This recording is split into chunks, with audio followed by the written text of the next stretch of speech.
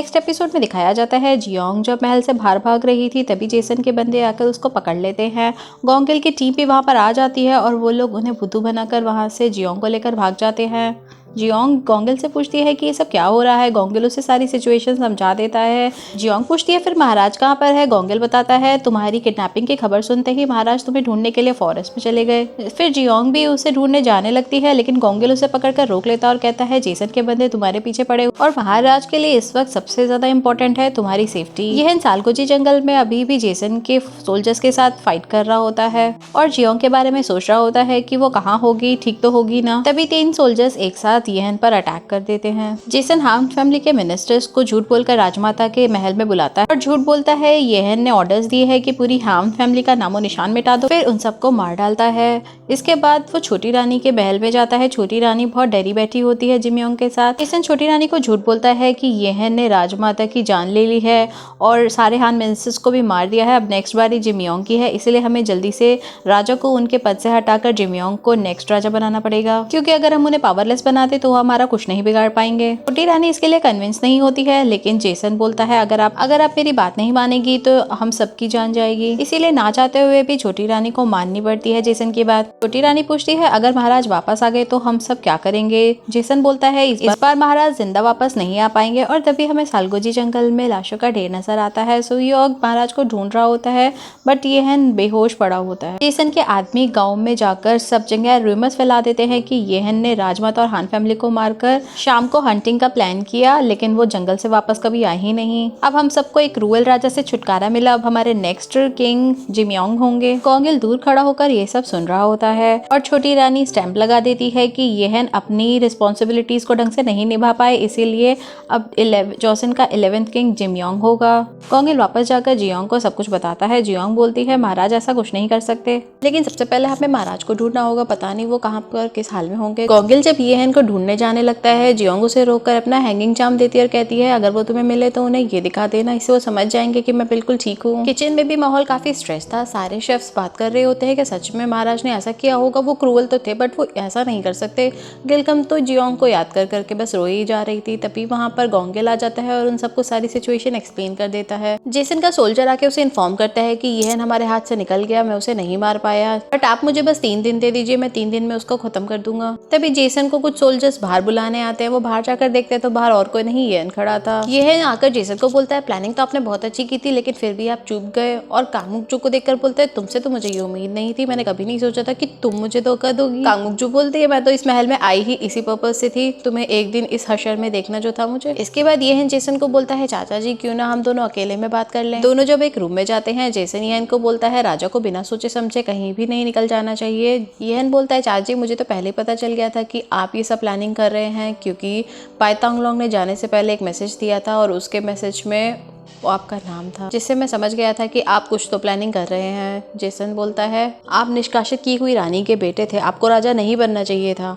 आप कितने क्रूअल थे, आपने कितने मासूम लोगों की जान ली है सिर्फ अपनी माँ के कातिलों को ढूंढने के आड़ में। आपने हान गवर्नर के साथ क्या किया था भूल गए क्या। मैं तो बस आपको राजा बनाकर की हुई गलती को ठीक करने की कोशिश कर रहा हूँ। येहन गिल्टी फील करता है और बोलता है मैं राजगद्दी छोड़ने को तैयार हूँ, लेकिन आगे क्या। जेसन बोलता है हमने जिम्योंग को राजा बनाने का डिसाइड किया है, वैसे तो राजा मुझे ही बनना चाहिए था, शुरू से ही तुम राजा बनने लायक अभी थे ही नहीं। ये सुनते येहन समझ जाता है कि चाचा जी एक्चुअली चाहते क्या है। फिर येहन अपनी पोजीशन को छोड़ने के लिए कंडीशन रख देता है कि आप जिम्योंग को मेरे जैसा नहीं बनने देंगे, उसे सही रास्ते पर चलना सिखाएंगे। लेकिन येहन मन ही मन प्लानिंग कर लेता है कि चाचा जी जिम्योंग को भी नहीं छोड़ेंगे, आगे जाके इसके लिए भी प्लानिंग करेंगे, इसलिए कुछ सोचना पड़ेगा। गोंगिल ये सब सुन रहा होता है बाहर से। इसके बाद येहन को जेल में डाल दिया जाता है। वहां पर उसे उसका जनरल दे दिया जाता है। जियोंग को याद करते हुए वो बुक में फिर से लिखने लगता है कि जब भी मेरी प्रियतमा इन लाइंस को पढ़ेगी वो सीधा मेरी ही गोद में आ जाएगी और मैं तुरंत उसे पहचान लूँगा। तभी वहाँ गोंगिल आ जाता है और उन्हें जियोंग का हैंगिंग चार्म दे देता है, जिसे देखकर ये समझ जाता है कि जियोंग बिल्कुल ठीक है।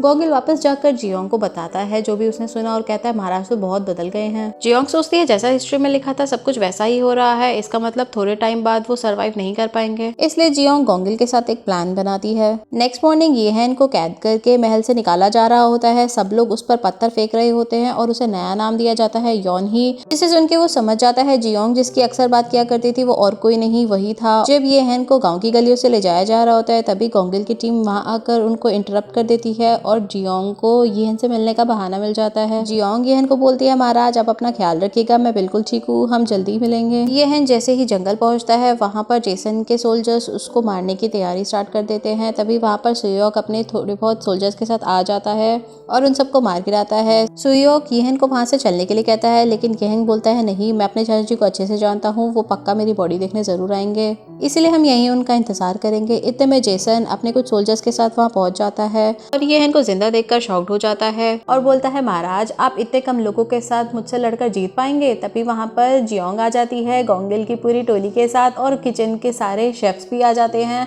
सब येहन को ज्वाइन करते हैं।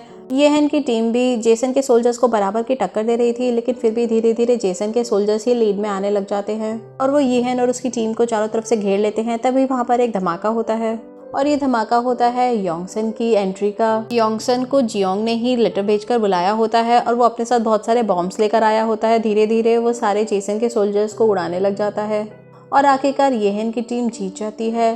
लेकिन जैसे ही वो पलटकर देखते हैं जेसन ने जियोंग को अपने घोड़े पर बेहोश करके रख लिया था। जेसन जाने से पहले येहन को बोलता है अगर जियोंग को जिंदा देखना चाहते हो तो अकेले आ जाना। इसके बाद येहन को सब लोग बोलते हैं हम भी आपके साथ चलेंगे लेकिन येहन बोलता है नहीं, इसमें जियोंग की जान को खतरा हो सकता है, तुम लोग जाओ और जेसन के सोल्जर्स से फ्री करवाओ और वहां से चला जाता है। सुयोक पूरी टीम को लेकर महल में पहुंच जाता है और वहां पर एक इंटेंस फाइट देखने को मिलती है। एक एक करके जेसन के सारे आदमियों को मार दिया जाता है। जिमयोंग और उसकी माँ बहुत डरे सहमे बैठे हुए होते हैं अंदर। सुयोक और गोंगल की टीम मिलकर सारे जेसन के सोल्जर्स को मार डालती है और जो बच जाता है वो खुद ही पॉइजन लेकर अपनी जान ले लेते हैं। कांगमुक जो अपने रूम में बैठकर सितार बजा रही थी लेकिन तभी वहां पर गोंगल आ जाता है और वो कांगमुकजो को बोलता है घटिया औरत, तुमने ना जाने इतनी मासूम लड़कियों की जान ली है, मैं तुम्हें अब नहीं छोड़ूंगा। कांगमुकजो बोलती है तुम खुद एक छोटे से कीड़े हो, मैं तुम्हारे हाथों से नहीं मरने वाली। खुद को चाकू मार लेती है लेकिन गोंगल उसे पकड़ता है और कहता है तुम्हारी जान तो मेरी ही तलवार से जाएगी और वो उसे मार डालता है। कांगमुकजो की जान लेने के बाद गोंगल बोलता है अब जाकर मेरी बहन की आत्मा को शांति मिलेगी। अब जाके गोंगल फाइनली शांत हो जाता है, उसका सारा एग्रेशन और गुस्सा निकल जाता है क्योंकि वो जिस मकसद से यहाँ आया था वो पूरा हो गया।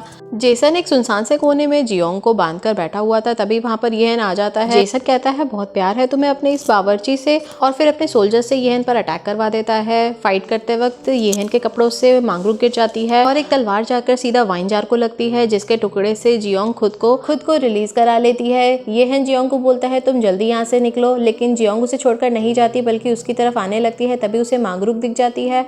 वो उस बुक को खोलकर देखती है और समझ जाती है कि ये तो वही बुक है जो वो इतने दिनों से ढूंढ रही थी और उसे समझ आ जाता है कि येहन ही राइटर है मांगरूक बुक का। येहन एक एक करके जेसन के सारे सोल्जर्स को मार गिराता है और फिर जेसन के पास जाता है। जैसे ही वो जेसन पर अटैक करने वाला होता है सोल्जर पीछे से येहन के पैर पर तलवार मार देता है जिससे जेसन को चांस मिल जाता है येहन पर अटैक करने का। लेकिन तभी जियोंग येहन के सामने आ जाती है और वो अटैक अपने ऊपर ले लेती है और तभी एक तलवार उठा के जियोंग जेसन की जान ले लेता है। जियोंग येहन को बोलती है मैं यहाँ से अभी नहीं जाना चाहती लेकिन धीरे धीरे उसकी आंखें बंद होने लगती है और वो बुक फिर से लाइट अप हो जाती है। आसमान में मून इक्लिप्स दिखता है और बहुत कोशिशों के बाद भी येहन जियोंग को नहीं रोक पाता और वो उस बुक में चली जाती है। पीछे छूट जाती है तो बस कुछ यादें और उस बुक का एक पेज जिस पे वादा लिखा हुआ था कि मैं कभी ना कभी जियोंग के लिए ये डिश बनाकर उसे जरूर खिलाऊंगा। येहन तो एकदम से सदमे में चला गया था। तभी जेसन पीछे से आकर उस पर अटैक करने लगता है लेकिन येहन उससे पहले उस पर अटैक कर देता है और फाइनली जेसन की लाइफ एंड हो जाती है और येहन भी वहीं पर बेहोश हो जाता है। नेक्स्ट सीन में जियोंग को हॉस्पिटल बेड पर दिखाया जाता है। जियोंग को जैसे ही होश आता है अपने शोल्डर पर अटैक का निशान चेक करती है, उसे वो समझ आ जाता है वो वापस पहुंच चुकी है।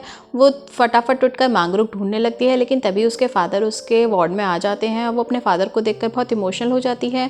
उसके फादर उसे डिस्चार्ज कराकर घर पर छोड़ते हैं और कहते हैं तुम रेस्ट करो, मैं कुछ सब्जियां लेकर आता हूँ। पर घर पर उसे येहन की याद आने लगती है। वो तुरंत हिस्ट्री चेक करने लग जाती है और उसे पता चलता है कि उस लड़ाई के बाद येहन की बॉडी कभी मिली ही नहीं, इसका मतलब वो गायब हो गया है। वो तुरंत मांगरूक बुक खोलती है और उन लाइंस को रिसाइट करने लगती है। बार बार वो लाइंस रिपीट करने के बाद भी कुछ नहीं होता है। फिर वो वॉशरूम में जाके ट्राई करती है क्योंकि लास्ट टाइम वो एयरप्लेन के वॉशरूम में ही थी जब ये बुक लाइट अप हुई थी।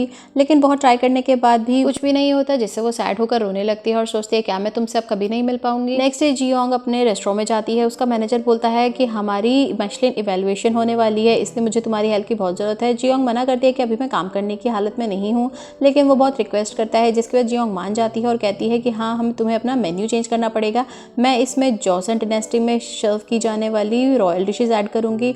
वो सारे कुक स्टाफ से मिलती है और वो उन्हें देखकर शॉक्ड हो जाती है क्योंकि वो और कोई नहीं जॉसन वाले शेफ्स के वंशज ही थे।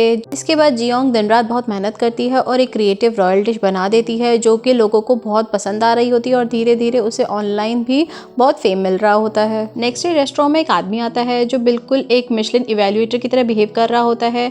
जियोंग की सारी डिशेस को वो रिजेक्ट कर देता है। वेटर्स आके बताती है कि वो आदमी तो बहुत नखरे कर रहा है। जियोंग बोलती है तुम रुको, मैं जाकर देखती हूँ। जियोंग जैसे ही उस आदमी को देखती है वो शॉक्ड हो जाती है क्योंकि वो तो हूबहू सोंगजे जैसा दिख रहा होता है और वो समझ जाती है वो उसका वंशज ही होगा। वो आदमी बिल्कुल सोंगजे की तरह नखरे कर रहा होता है और बिना खाने को टेस्ट किए उसकी बुराइयां कर रहा होता है, जिस पर जियोंग को बहुत गुस्सा आ जाता है और वो आर्ग्यूमेंट स्टार्ट हो जाता है। वो आदमी जियोंग को बोलता है मुझसे पंगा लेना बहुत भारी पड़ेगा तुम्हें। तभी पीछे से एक आवाज आती है कि खाना इतना ही टेस्टी है तो क्या मैं टेस्ट कर सकता हूँ। जियोंग जैसे ही पलट कर देखती है वो और कोई नहीं येहन होता है। येहन उस आदमी को फ्रॉड बोलकर वहां से भगा देता है।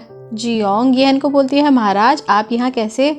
येहन बोलता है मैंने तुमसे प्रॉमिस जो किया था आना तो था ही मुझे, चलो आओ खाने को टेस्ट करते हैं। नई डिश बनाई है इस बार तुमने। जैसे ही येहन जाने लगता है जियोंग उसे पीछे से पकड़कर हग कर लेती है। फिर येहन भी खुद को रोक नहीं पाता और दोनों एक दूसरे को किस करने लग जाते हैं।